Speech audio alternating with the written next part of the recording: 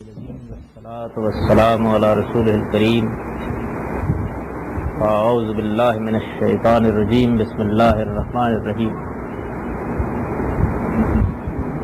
حاضرین کرام، مجھ سے جو لوگ ذاتی طور پر واقف ہیں وہ اس بات سے بھی واقف ہیں کہ میں اصلاً ادب اور فلسفے کا آدمی رہا ہوں۔ میرے دور میں اگرچہ بہت سے ایسے مراحل آئے ہیں کہ جن میں بہت سی چیزوں سے دلچسپی پیدا ہوئی، لیکن طبیعت کی افتاد کچھ ایسی واقع ہوئی تھی کہ زیادہ تر دلچسپی ادب اور فلسفے کے مباحث ہی سے شروع میں رہی۔ مذہب بطور ایک علمی حقیقت کے یا بحثیت علمی مطالعے کے میری زندگی میں بہت بعد میں داخل ہوا ہے۔ اس وقت داخل ہوا ہے جب میں نے یہاں گورنمنٹ کالج میں اپنی تعلیم کی ابتدا کی۔ اس پس منظر کی وجہ سے یہ بالکل بدیہی سی بات ہے کہ مجھے کبھی اس صورتحال سے تو سابقہ پیش نہیں آیا کہ کسی شخص کو پڑھنے میں، اس کا مطالعہ کرنے میں، اس کے بارے میں کوئی چیز جاننے میں کوئی مذہبی تعصب آڑے آ گیا۔ اہم دینی مکاتب فکر کے اس سلسلے میں جناب غلام احمد صاحب پرویز پر گفتگو کرتے ہوئے میں نے تمہید میں یہ بات اس لیے عرض کی کہ میں نے ان کو اس زمانے میں بھی پڑھا جس زمانے میں بھی مذہب سے کوئی اس طرح کی علمی دلچسپی نہیں تھی، اس زمانے میں پھر پڑھا جب مذہب کے ساتھ علمی دلچسپی پیدا ہوئی، اور دونوں ہی ادوار میں ذہنی پس منظر کی نوعیت اس طرح کی تھی کہ تعصب کے لیے جو وجوہ ہو سکتی ہیں وہ موجود نہیں۔ پہلے دور میں تو میں نے یہ عرض کر دیا کہ ادب اور فلسفے ہی کے پس منظر میں چیزیں نظر سے گزرتی تھی، اس وجہ سے تعصب کا کوئی باعث ہو نہیں سکتا۔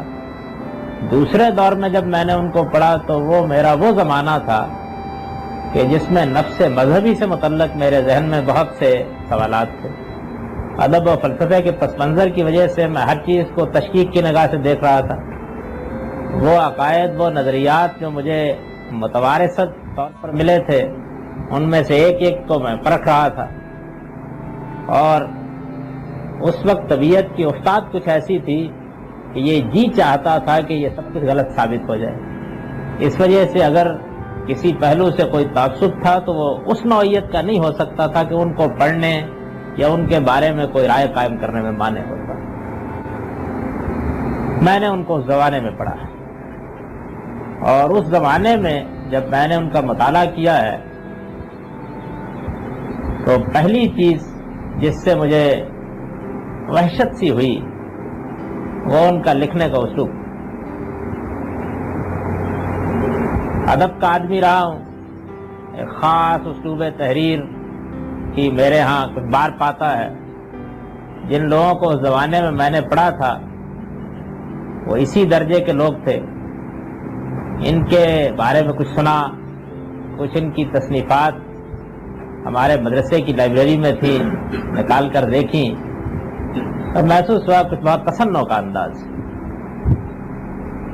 مذہبی لحاظ سے اس وقت میں نے کوئی ان سے متعلق رائے نہیں اپنے اندر محسوس کی۔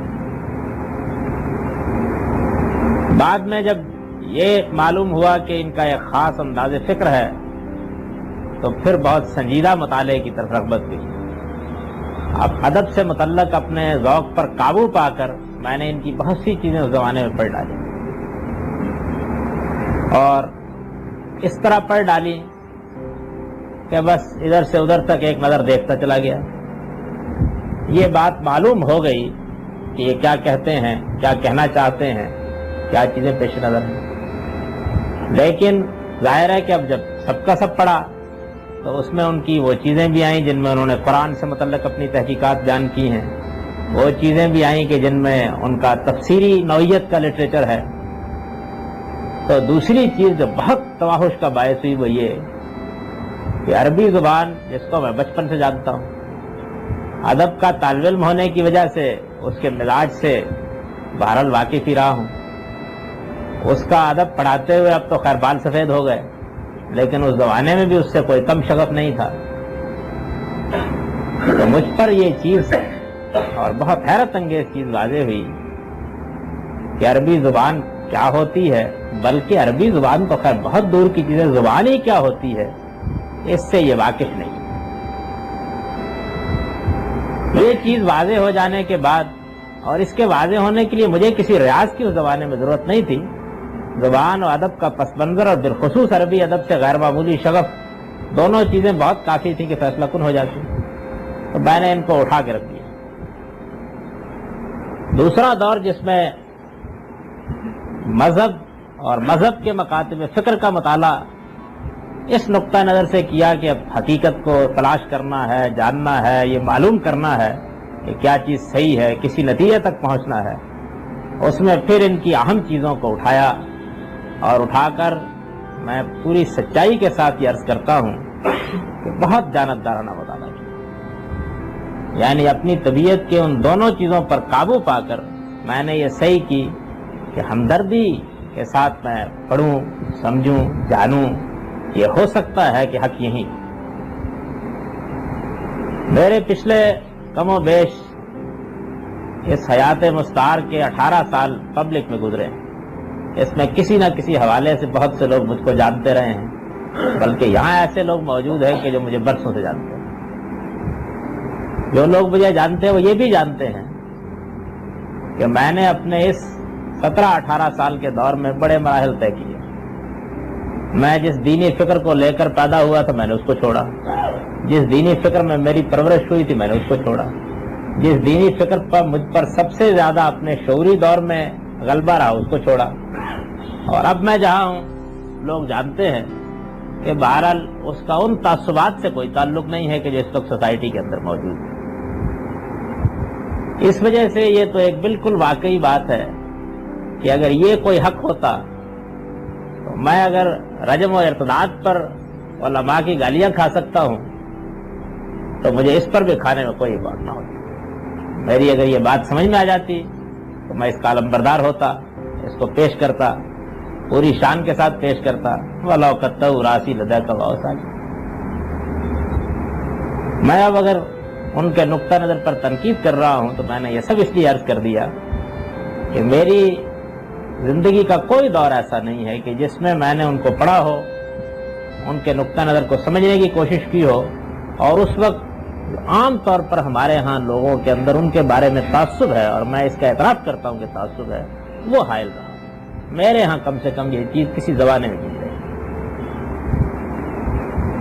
میں اس وقت اس موضوع پر تو بحث کرنے کے لیے نہیں بیٹھا ہوا کہ ان کے لکھنے کا انداز کیا ہے. اس سے متعلق میں نے اپنا تاثر عرض کر دیا. اس میں ذوق مختلف ہو سکتے ہیں اور یہ ممکن ہے کہ کوئی شخص مجھ سے مختلف ہی رائے رکھتا ہو، لیکن بہرحال میں اپنے ذوق کے لحاظ سے ان کے اسلوب تحریر سے نہ صرف یہ کبھی متاثر نہیں ہو سکا بلکہ میں نے یہ عرض کیا کہ مجھے ہمیشہ وحشت تھی.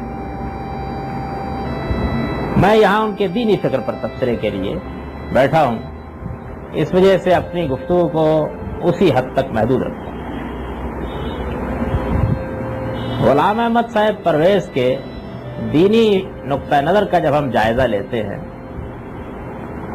تو ایک تو یہ چیز ہے کہ انہوں نے قرآن مجید سے، عقل عام سے جو دین پیش کیا ہے وہ تفصیلات میں کیا ہے. اس باب میں تو یہ ہو سکتا ہے کہ مجھے قدم قدم پر ان سے اختلاف ہو، اور میں اگر ان اختلافات کو بیان کرنا شروع کروں تو پھر یہ حقائق اگرچہ لذیذ تر نہیں ہے لیکن بہت دراز ہو سکتی ہے. اس وجہ سے اس کو تو میں چھوڑتا ہوں اور اہم دینی مکاتب فکر پر تبصرہ کرتے ہوئے یہ چیز میرے پیش نظر بھی نہیں ہے۔ اصل مسئلہ یہ ہے کہ ان کا فکر جن اصولوں پر قائم ہے وہ اصول کیا صحیح ہے یا نہیں۔ اگر وہ اصول صحیح ہے تو میں اس کو بہت زیادہ اہمیت نہیں دیتا کہ نتائج میں غلطی ہو گئی۔ نتائج کا جہاں تک تعلق ہے، میں اس زمین پر جس شخص کو دین کے معاملے میں بہت بڑی اتھارٹی مانتا ہوں، اس کے بھی نتائج فکر سے مجھ کو بہت اختلافات، اور وہ اختلافات اب تو چھپے ہوئے نہیں ہیں، چھپے ہوئے موجود ہیں۔ اس سے بحث نہیں۔ اصول میں ایک آدمی صحیح ہے، اس نے نقطہ نظر صحیح قائم کیا ہے، وہ اپنے اصول کا اطلاق کرتا ہے تو وہ پیغمبر نہیں ہوتا، اس سے غلطی ہوتی ہے، اور وہ ایک نہیں، دو نہیں، 10-20 بھی ہو سکتی ہے۔ یہ وہ چیز ہے کہ جو ہر صاحب علم کے ہاں پائی جاتی ہے، اس سے اگر کوئی ہستی مستثنا ہو سکتی ہے تو صرف اللہ کے پیغمبری کی مستثنا ہو۔ اس وجہ سے میں اس میں بحث میں نہیں پڑ رہا، میں ان اصولی باتوں کا ذکر کروں گا کہ جو پرویز صاحب فکر کی اساس ہیں اور جن کی وجہ سے میں بہت ادب اور بہت معذرت کے ساتھ عرض کر رہا ہوں کہ ان کے فکر کو نہ صرف یہ کہ غلط سمجھتا ہوں بلکہ اس امت میں ایک ضلالت سمجھتا ہوں، اور میرے نزدیک اس زمانے میں ان کو اس ضلالت کی پیشوائی کا شرف حاصل ہے۔ یہ خیال نہ کیجیے گا کہ یہ میں نے کوئی سخت بات کر دی، یعنی یہ بالکل صحیح طریقے پر وہ تاثر ہے جو میں نے علمی طور پر قائم کیا۔ ان کے فکر کی اساس ہی غلط ہے، اور جب اساس ہی غلط ہے تو پھر نتائج کے معاملے میں کیا کہا جا سکتا ہے؟ تاس ریا میر اود دیوار کج، بنیاد صحیح نہیں ہے تو جہاں تک بھی دیوار اٹھائیے وہ ٹیڑھی اٹھے گی۔